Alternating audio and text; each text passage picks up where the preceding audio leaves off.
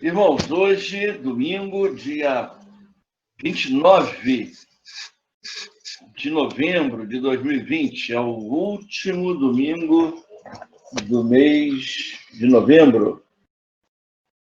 Nós já estamos chegando ao mês de dezembro, podemos dizer que estamos chegando ao fim do ano. De um ano completamente diferente de todos os que eu já tinha vivido até aqui. Todos nós, né? Vivemos um ano completamente atípico, com tantas lutas, dificuldades, e louvamos a Deus porque Ele nos sustentou e nos trouxe até aqui. A gente precisa sempre ser grato e precisamos também ser misericordiosos. Uma porção de irmãos tiveram suas lutas, choraram seus entes queridos, alguns ainda estão chorando, alguns ainda estão internados.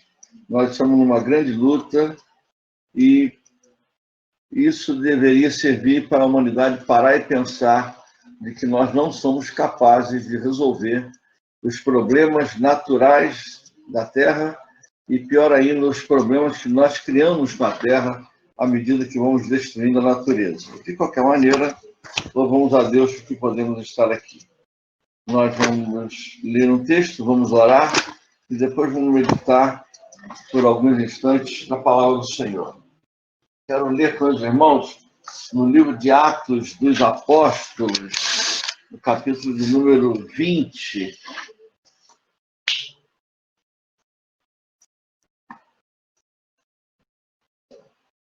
Capítulo de número 20, eu preciso ler com os irmãos a partir do versículo de número 28.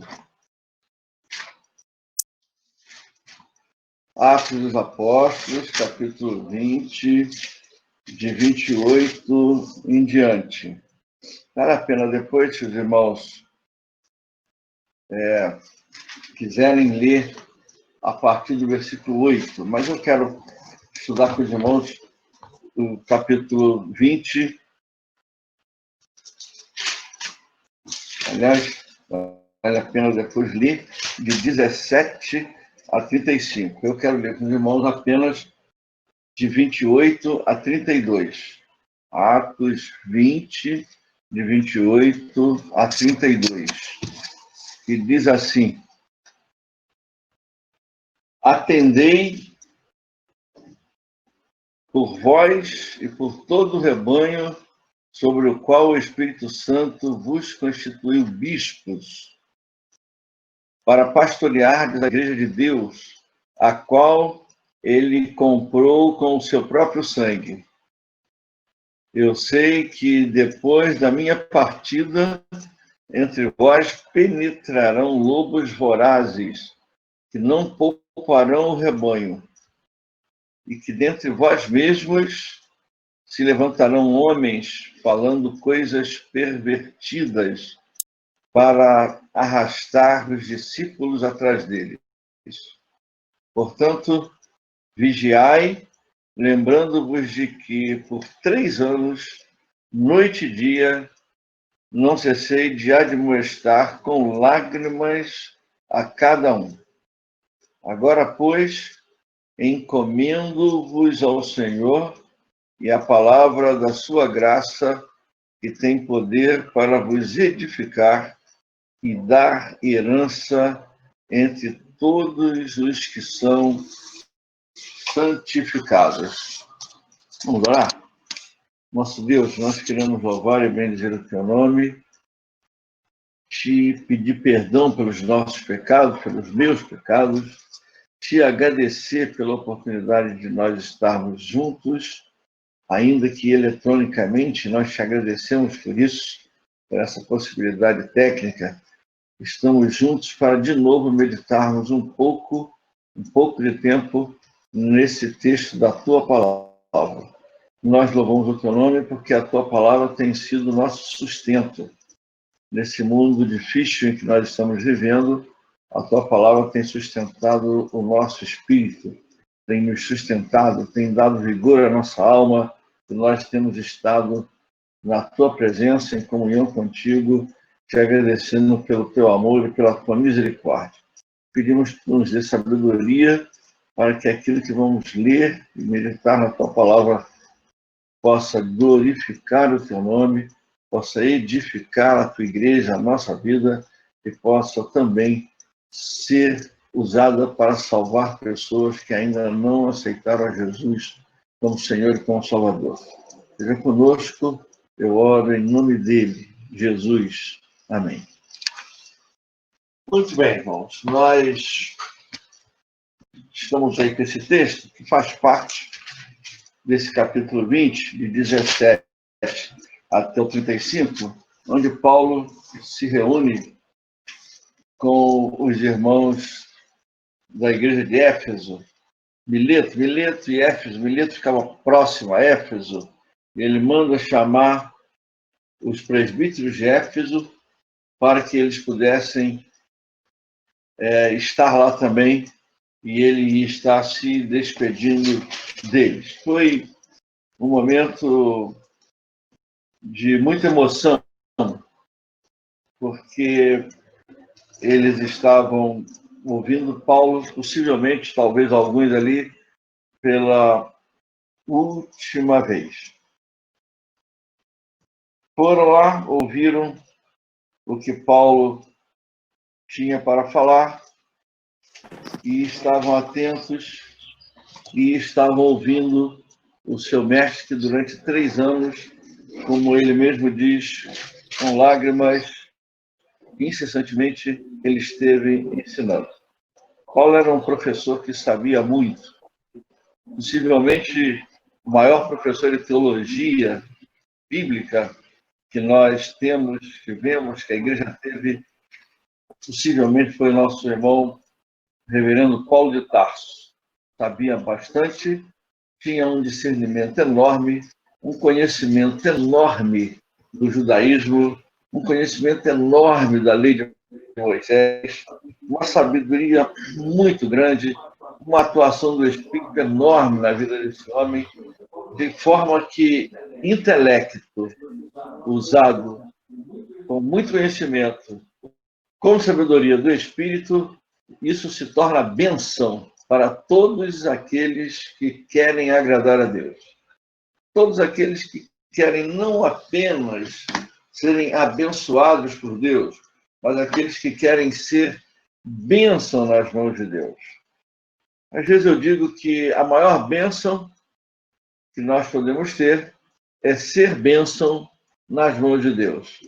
Isso se choca muito com o nosso conceito meramente racional, humano, natural, quando nós vinculamos bênção a algo que eu recebo, de preferência palpável, quando, na realidade, grandes homens de Deus foram tremendamente abençoados, passando lutas enormes, sem ter nada, e até perdendo o que tinham, como é o caso do próprio Paulo.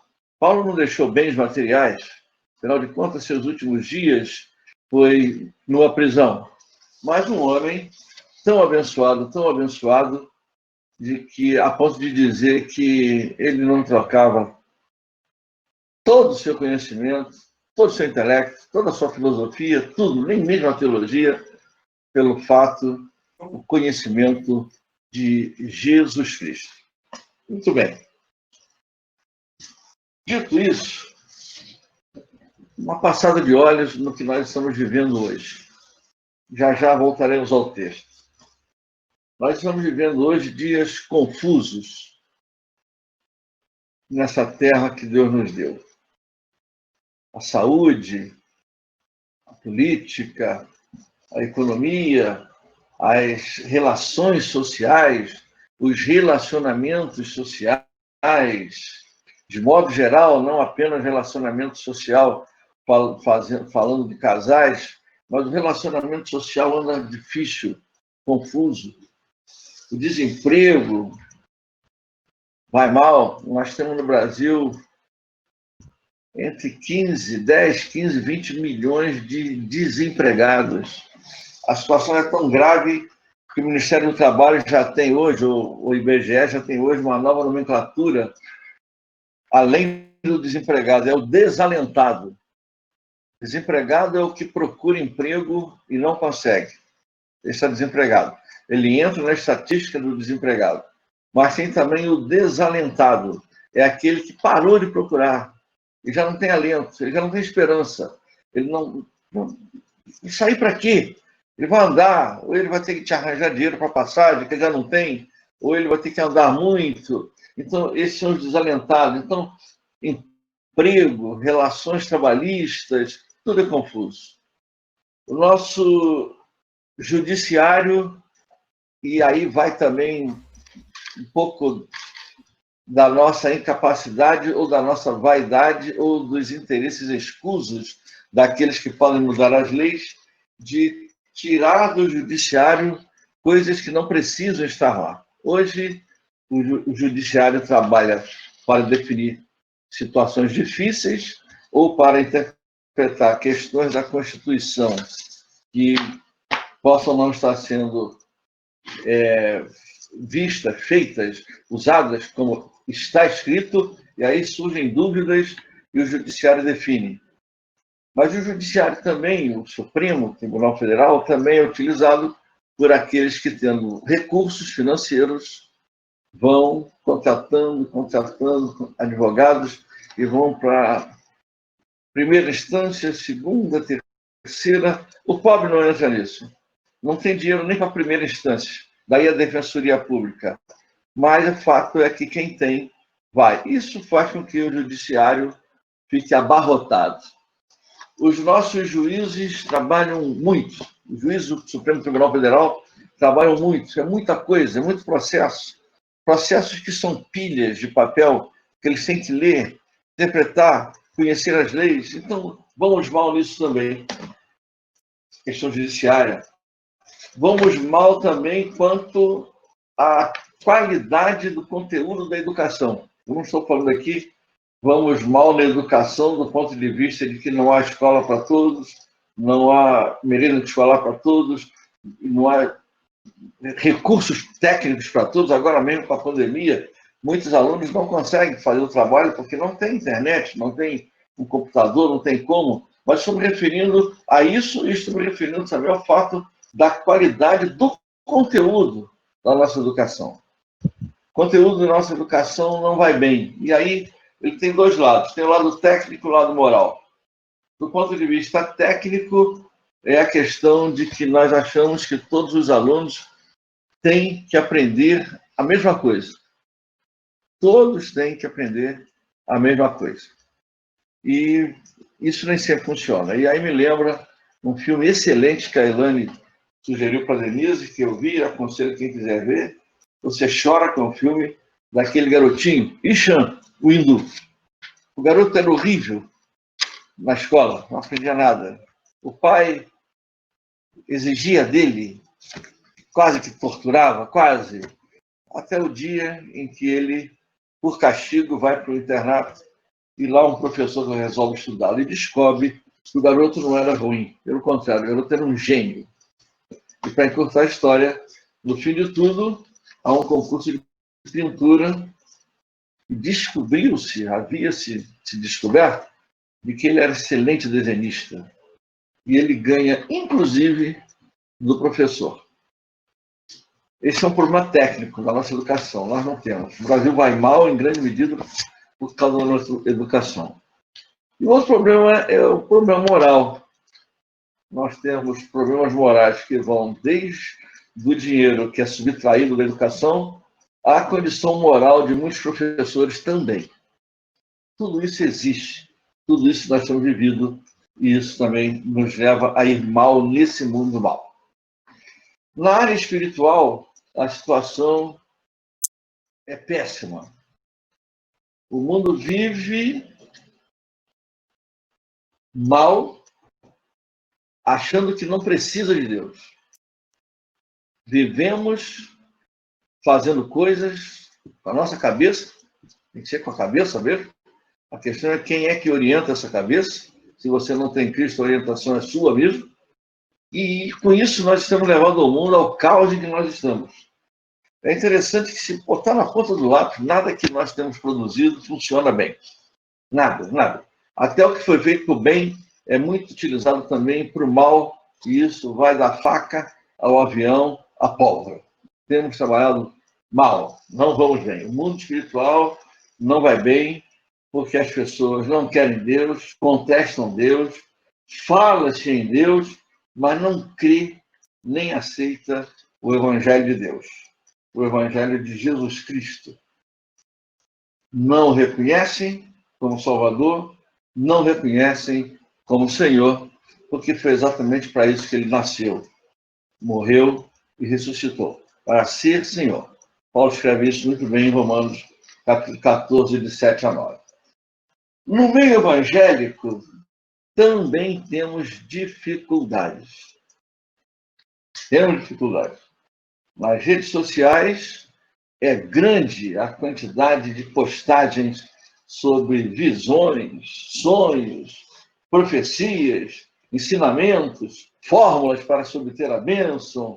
E, às vezes, ainda vem lá o detalhezinho dizendo, é urgente, tem que ouvir, tem que cumprir o ritual, tem que fazer isso, fazer aquilo. O mundo espiritual também não vai bem. Muito bem. Enquanto isso, o ensino de Jesus e sua palavra é negligenciado. Bom, é negligenciado? É.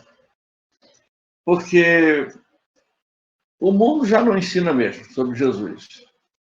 Então, quando eu digo que ele é negligenciado, ele às vezes é negligenciado na igreja. Nas igrejas. Não em todas, mas em algumas igrejas. Jesus mandou ensinar. E pregai, ensinando-os a guardar todas as coisas que vos tenho ordenado. Isso exige preparo. Se é para ensinar todas as coisas, eu entendo que é para ensinar tudo na Bíblia, de Gênesis a Apocalipse. E se eu pegar o Pentateuco, os 5 primeiros livros que Moisés escreveu, e se eu ler um pedaço dele, eu ou qualquer pastor, qualquer crente, ler lá no Congresso Nacional, será um escândalo quando Moisés começa a falar uma série de questões. É preciso entender a pedagogia do Senhor Jesus, é preciso entender o planejamento que Deus fez, que está em curso. Nós fazemos parte desse planejamento, a igreja, nós estamos aqui aguardando a sua volta, e a igreja, então, também muitas vezes não ensina a palavra do Senhor. É curioso que nós estamos ensinando as pessoas a se saírem bem materialmente. Muitas vezes é isso. O que você tem que fazer para ser abençoado? A bênção, como eu disse, é material. O que eu tenho que fazer? Então eu ensino isso. Como é que ela faz? E ela, que era um fracassado, aprendeu a fórmula e foi. Se ele aprendeu exatamente o Evangelho de Jesus, que às vezes ensina que é preciso largar tudo para ficar com ele, não sabemos. Eu estou ensinando ele a ganhar, mas dificilmente eu ensino é preciso deixar tudo com Jesus. Como fez Abraão e como não fez o moço que foi conversar com Jesus.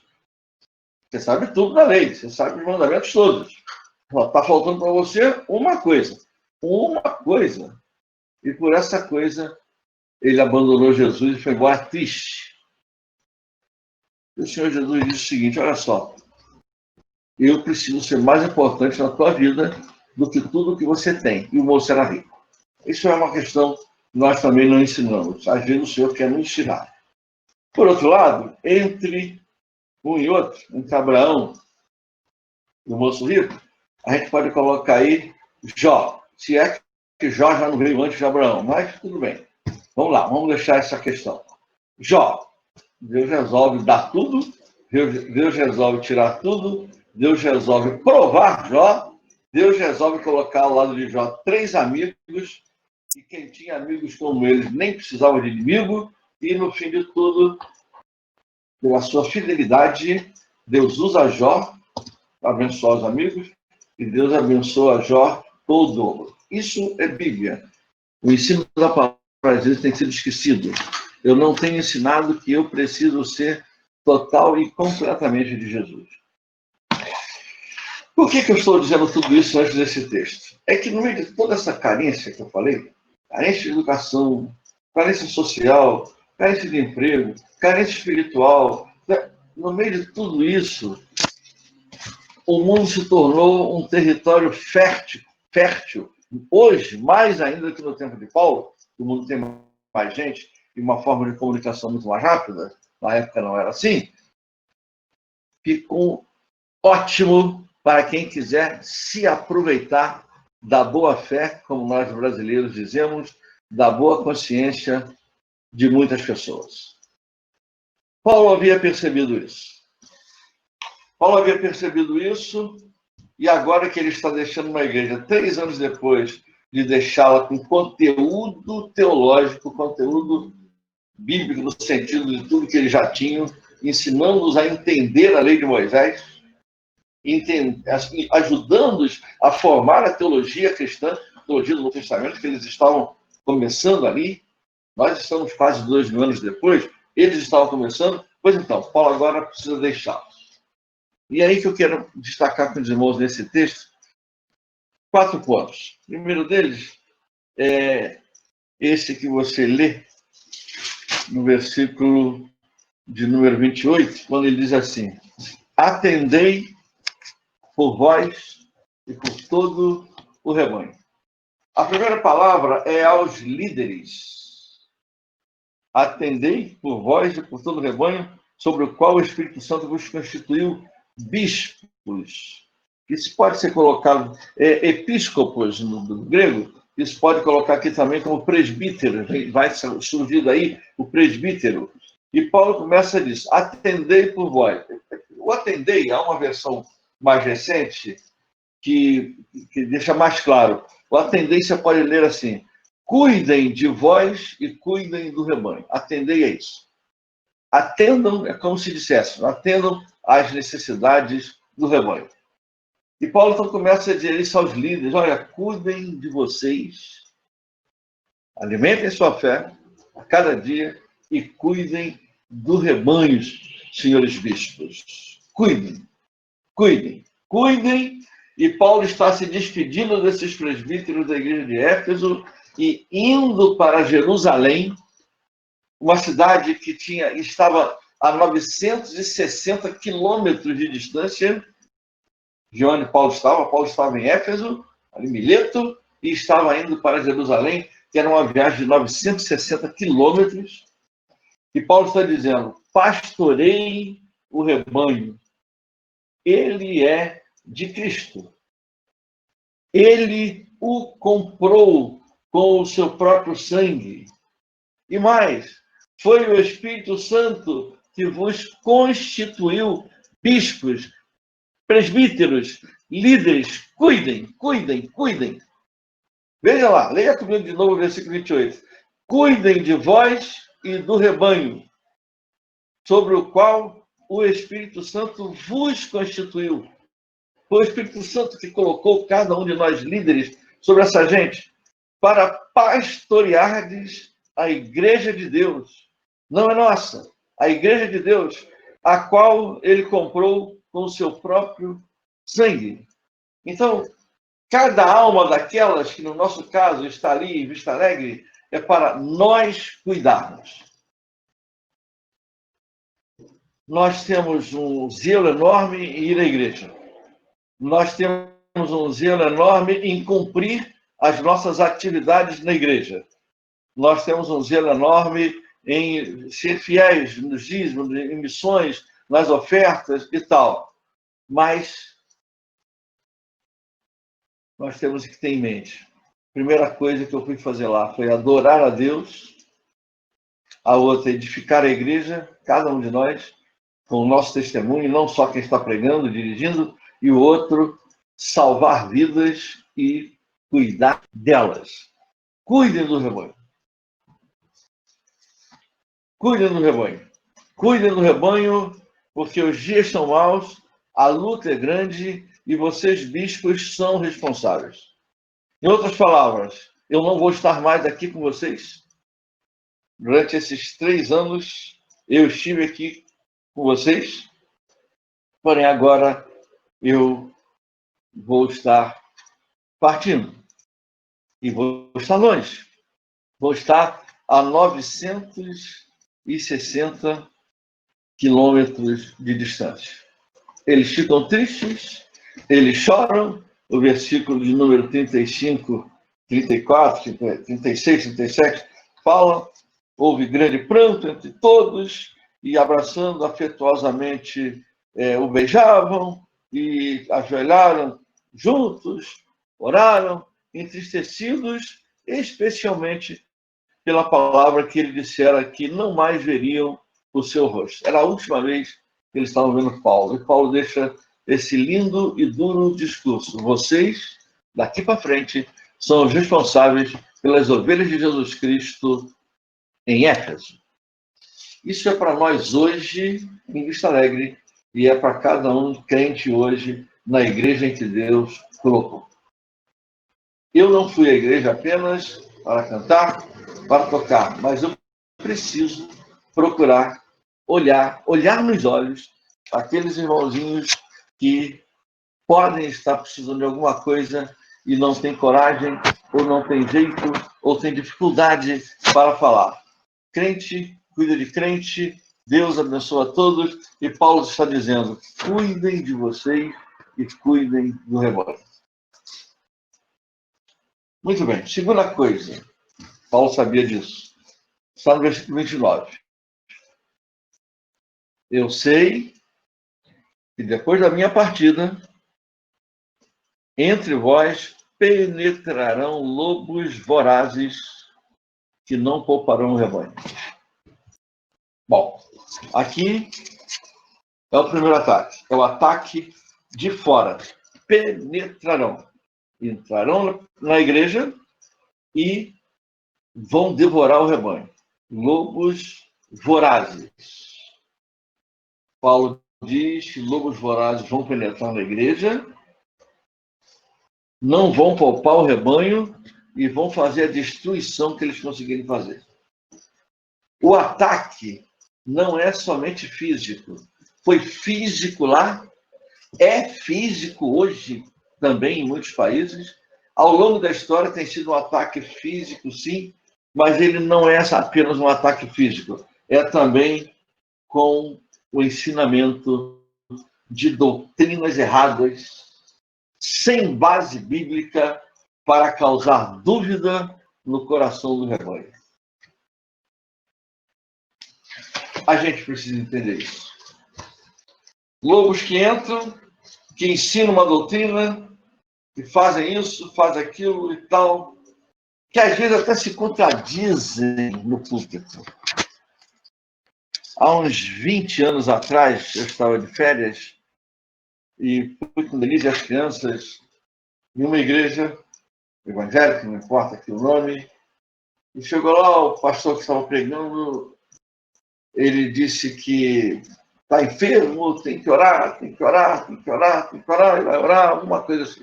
Deus vai curar, com fé, vai curar e tal. Mas ele, ao longo do discurso, ele acabou dizendo que ele estava chegando da cidade tal, onde ele deixou lá um irmão, não sei quem, enfermo, internado no hospital. Bom, o que está vendo? Faltou dizer como é que Deus age. Nada errado em que Deus cura, não. Cura mesmo. Faz coisas que os médicos e os remédios não podem fazer. Nada errado em orar. Também não. Mas está errado em eu falar e dizer para a igreja de jeito que parece que se eu orar, toda vez que eu orar, vai acontecer. Não é assim. Isso vai criando dificuldade. E quando é, então, pastor de fora, fica mais complicado. Porque, puxa vida, esse pastor orou assim, falou isso. O nosso aqui não fala assim. E tal. Isso em qualquer igreja. O fato é, ensinamentos que vão desestabilizar a fé dos mais fracos. Pastor, do mais fraco? É bíblico. Paulo diz isso em Romanos: acolhei ao que é débil na fé, ao que é fraco na fé. Ou, se a gente quiser usar hoje a palavra socialmente melhor aceita? Ao especial. Não é assim que a gente diz? Fulano é especial. Alguém tem um filho especial. Pois então, acolher o irmão que é especial. Ele é débil na fé. E esse tipo de ensinamento, esse tipo de ataque de doutrinas, disso, daquilo, só faz enfraquecer a fé, desestabilizar. E o irmão sai da igreja e vai para outra, e vem de novo, e vai para outra, e tal. Paulo diz assim, olha, haverá ataques vorazes. Voraz é de quem quer devorar. Acabar. Extinguir. Essa é a segunda coisa que eu disse com os irmãos. A primeira é cuidem de vocês, cuidem do rebanho. Cuidem da igreja. Agora é com vocês. Eu vou estar em Jerusalém. A segunda, se preparem, porque haverá ataques virulentos, ataques furiosos. De fora. Diz aí, penetrarão. Diz aí o versículo de número 29. Entre vós penetrarão lobos vorazes. Terceiro ponto que eu deixo com os irmãos são os ataques de dentro. E aí você tem isso no versículo 30. Haverá ataques vindo de dentro. Leia aí, na sua Bíblia, o versículo 30. E que dentre vós mesmos, se levantarão homens falando coisas pervertidas para arrastar os discípulos atrás deles. Isso aqui é um negócio triste de falar. Ah, pastor, gente de dentro? Mas faz as contas comigo. Essa gente de dentro, Paulo está dizendo, dentre vós, quer dizer, entre vocês, vai se levantar gente falando coisas pervertidas para arrastar os discípulos atrás deles. Esse dentre vós me incomoda pelo seguinte. Durante 3 anos, eles estiveram ali, ouviram Paulo, não discordaram de nada, nunca fizeram nada de errado, cumprindo talvez muito boa parte do que Paulo falou, mas Paulo, orientado pelo Espírito, com visão espiritual, percebeu quais eram os que, na realidade, ouviam, mas não deixavam entrar no coração o ensinamento que, durante 3 anos, incessantemente, com lágrimas, ele fez para cada um deles. Só que agora Paulo não vai estar mais. Se eles respeitavam Paulo, agora talvez quisesse se rebelar com os que estavam lá, que eram da casa. Talvez se sentissem iguais, ou quase. E Paulo está dizendo então o seguinte: dentre vocês mesmos vai se levantar alguém falando coisas pervertidas, que pode ser traduzido de uma outra forma mais fácil, pode ser traduzido como coisas distorcidas. Distorcidas. Esse negócio de distorção começou lá no Jardim do Éden, quando Satanás quis distorcer o que Jesus falou. Isso mesmo. É assim que Deus disse? De toda árvore não comerás. Eva resolveu fazer um diálogo inadequado. Não, pode comer de tudo. Tem um ali que não pode. Tal. É isso. É quando você não contradiz o que Paulo diz, mas você fala de jeito, dá uma torcidazinha. Paulo está dizendo assim, fiquem alertas, porque de dentro também vem ataque. O objetivo é afastar o crente da sua fé, da sua igreja, do verdadeiro ensino. Paulo teve problema com isso em Corinto. Lá em Corinto, depois que o irmão quiser, veja, 1 Coríntios 15, 12, Tinha alguém ensinando que não há ressurreição. Leia depois, 1 Coríntios 15. Vai aprender o capítulo todo. Não há ressurreição. Então, é gente que vem de dentro, que começa a questionar, mas que às vezes leva um tempo enorme, talvez 3 anos, silencioso, quieto, sem fazer nada de errado. Mas o Espírito Santo mostra. Mostrou a Paulo. E Paulo, no último discurso, disse para eles: olha, cuidado. Tem gente aí que parece que está aceitando, concordando com o que você está ensinando, mas não está, não. Dentre vós mesmos vai aparecer alguém que vai atacar. Vai tentar desestabilizar o rebanho. Esse ensino, irmão, foi lá no primeiro século para a igreja de Éfeso e ele é para nós hoje, no século de número 21. Eu e você precisamos estar firmes naquilo que nos foi ensinado, sabendo de quem o aprendemos, e aí você precisa conhecer bem os seus líderes. Cada membro da igreja precisa conhecer bem quem são os seus líderes. Daí também a importância de cada um de nós, a começar no pastor. O pastor é esse. O que ele fala? O que ele vive? Porque a vida de qualquer crente, qualquer pessoa, terá melhor aceitação se o povo começar a ver na vida dele aquilo que ele fala. Então, quando um presbítero com 96 anos fala, hoje ele já não está podendo falar, quem o conhece sabe, não, é isso mesmo. Mas você tem também um presbítero que não tem nem 40. Quando ele fala, e você já começa a perceber, ele é de Deus. E no meio de um e outro, você tem alguns com 50. O que é isso? Ser seu diácono, o seu líder, para que você possa perceber que aquilo que ele tirou da palavra, ele vive. Ele não é um hipócrita. Ele vive aquilo que ensina. E como eu disse, o ensinamento para eles lá no primeiro você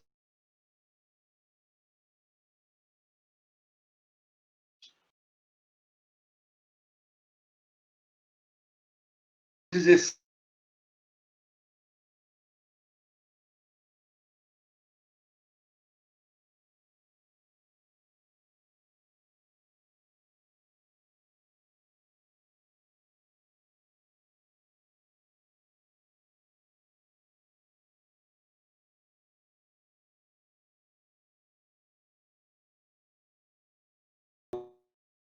bem aqueles que provocam divisões e escândalos em desacordo com a doutrina que aprendeste. Aprender a doutrina certa, divisão e escândalo. Existe. Existia. Existe hoje? Existe. Ao longo dos séculos, continua existindo. E hoje, interessante é o conselho que Paulo dá no final do versículo 17. Afastai-vos deles. Às vezes, nós, boa intenção, dizemos assim, não, pastor, vamos orar por ele. O quarto, eu coloquei aqui numa palavra só. Mas é uma palavra de muito conteúdo. Ela está no versículo de número 31. Portanto, vigiai. Vigiai. É isso mesmo. Vigiai. E aí ele lembra, fala para ele, lembrem-se de quantas vezes por 3 anos eu vos aconselhei, admoestei, aconselhei. Lembrem-se. Mais ainda, ele diz agora no versículo 32, agora, pois, encomendo-vos ao Senhor. Como que dizer, pode dizer consagro-vos ao Senhor, ou há uma outra palavra que eu até prefiro aqui, entrego vocês ao Senhor. Busquem, orem, meditem, e eu entrego vocês ao Senhor. Para quê? Diz aí o versículo 31 e 32. Para quê? Para que pela sua palavra, pela palavra da sua graça, que tem poder para vos edificar. Edificar é de fazer crescer. Vai colocando tijolo por tijolo, até tornar-se um prédio de 30, 40, 100 andares. Você vai fazendo aos poucos, vai se edificando. É isso. E Paulo diz assim, eu encomendo, eu entrego vocês ao Senhor, para que todos vós, uma vez santificados, todos os santificados, recebam a herança que Deus tem preparado para cada um de nós. Só no versículo 32, agora, pois, encomendo-vos ao Senhor e a palavra da sua graça, que tem poder para vos edificar e dar herança entre todos os que são santificados. Mas, como eu disse no quarto ponto, vigiai. Fiquem alertas. Nós estamos, meus irmãos, numa grande batalha. É uma batalha espiritual. Satanás tenta nos desestabilizar de todo jeito, com coisas bonitas e até agradáveis de ver. Ou você não vai discordar de mim que muitos dos filmes, programas, músicas, novelas que a gente vê não são agradáveis de ver. E aos poucos vai se enfiando na cabeça de crianças, juniores, adolescentes, jovens e até adultos uma nova forma de ver a sociedade. Não tem jeito, irmão. A forma de Deus ver a sociedade não mudou. O mundo jaz no maligno. Há 2000 anos, quase que isso foi escrito, foi dito. Continua. Deus é santo, continua. Sede santo porque eu sou santo, continua. Mas a sociedade aceita. É como se Deus dissesse, mas eu não tenho pacto com ela, eu tenho com vocês. Eu não fiz nenhum pacto com a sociedade. A sociedade, eu ofereci um pacto. Ofereci o meu filho, que morreu e ressuscitou para salvá-lo. Eu ofereci o pacto, mas eles não querem. Eles não querem ser servos, querem ser sócios. Eu não tenho sócio. Eu sou o Deus único e verdadeiro. Então, isso tudo você pode tirar daqui. E para terminar, irmãos, o mundo está em chamas. Está mesmo. Nada funciona bem. Nós estamos aí ávidos de vontade de ter uma vacina. E a loucura é tão grande que a gente não consegue rapidamente fazer a vacina, porque não consegue mesmo. A vacina mais rápida levou 4 anos. Nós estamos conseguindo essa talvez de 1 ano, 1 ano e meio, 2 anos e tal. Nem sabemos direito que consequência ela vai ter. Mas a loucura é tanta que briga-se politicamente, briga-se financeiramente, briga-se tecnicamente. Ninguém se entende. E a igreja? A igreja continua a sua caminhada até o dia final, com a certeza de que, independentemente do que aconteça no mundo, nós somos do Senhor. Acima de qualquer pandemia, acima de qualquer tentação, acima de qualquer problema social, político, econômico, seja lá o que for, acima até de nós mesmos está o nosso Deus, que, como diz aí o primeiro versículo, nos comprou com o seu sangue. É a igreja. Deus nos abençoe. Amém. Elane. Sim. Anúncios. Eu tenho pelo menos um para fazer. Então, diga. 1 ou 2. terça-feira no nosso estudo bíblico. Vai ser na sala, né, Adriana? É igual hoje. Sim. Hein? Vamos Terça-feira vai ser igual hoje? Vamos fazer? Sim. Muito bem. E na terça-feira, eu digo para os irmãos sobre domingo que vem. Alô? Tudo bem. Está me ouvindo? Estou ouvindo, pode falar.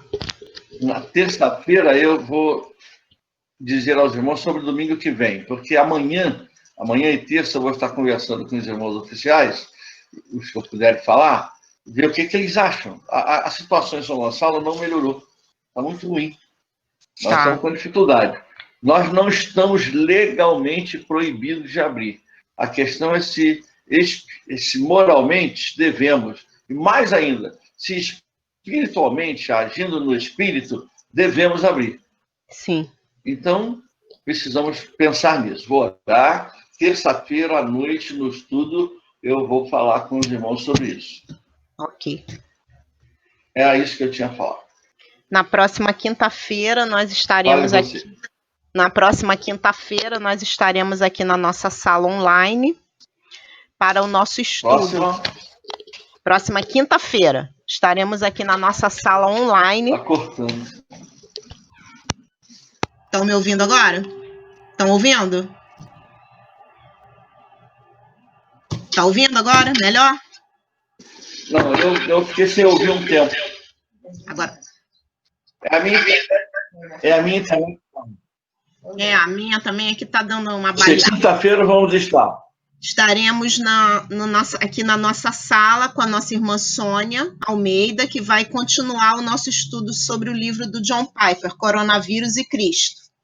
Então, vai dar mais uma parte desse estudo, sempre nas primeiras quintas-feiras do mês. Próximo sábado, nossa escola dominical também na sala, nós daremos continuidade ao estudo de ontem, capítulo 10 de Daniel, com o nosso irmão Danilo. E no próximo domingo, às 15 horas, aqui na nossa sala, Parou. estaremos agradecendo a Deus. Os irmãos estão ouvindo? Estão ouvindo? Agora estou. Estaremos agradecendo a Deus pelos 39 anos de pastorado do nosso pastor. Estará conosco o pastor Vanderlei Lima Carreira, para nos conduzir, para nos trazer a mensagem do Senhor. Nossa agenda de dezembro está lotada. Então, as nossas programações seguirão normalmente, só que de uma forma diferente, né? Então, estamos aí trabalhando aí para a gente manter a nossa agenda costumeira de dezembro, né? Do mês de dezembro, que nós temos muitas programações. Depois, quando terminar a sala, eu tenho que conversar com Denise para trocar umas figuras com ela. Ai. Vou prepará-la. Ela vai conversar com você? Sim. Queria falar com ela depois. Ela ri. Tá bom. Tá isso.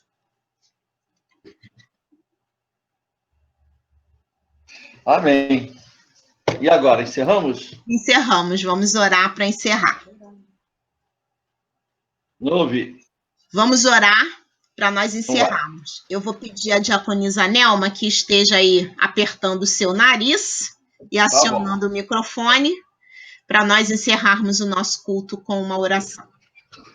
É maldade. Nelma ri. Oremos.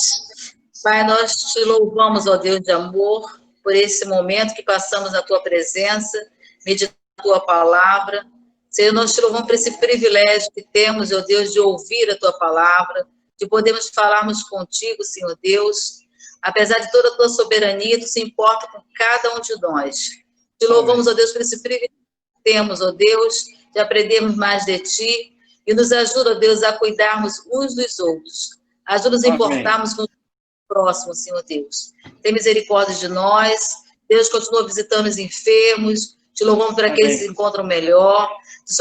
Aqueles que estão desanimados, enfraquecidos, possa renovar as suas forças, despertá-los, ó Deus, para que, ó Deus, possa ter uma vida de comunhão, uma vida de dedicação ao teu trabalho, ao teu propósito, ao teu querer. Ó Deus, tu nos chamaste para a tua honra e para a tua glória, e tu permanece conosco, ó Deus, em toda e qualquer situação. Ó Deus, continua suplicando pela nossa nação, pelo país, pelas autoridades que governam o nosso país. Damos graças, ó Deus, pelas eleições que foram realizadas nos municípios, ó Deus, e suplicamos as tuas bênçãos sobre o teu povo, para que possamos, ó Deus, estar na tua presença, te buscando, intercedendo, ó Deus, pelas nossas autoridades. Ó Deus, suplicamos, pelo Deus, pela questão da saúde, pela questão da educação.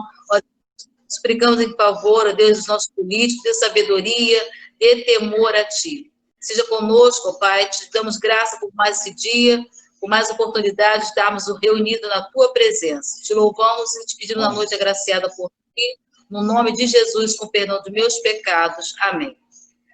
Amém. Amém. Deus abençoe os irmãos. Então, Boa noite. até a próxima terça-feira.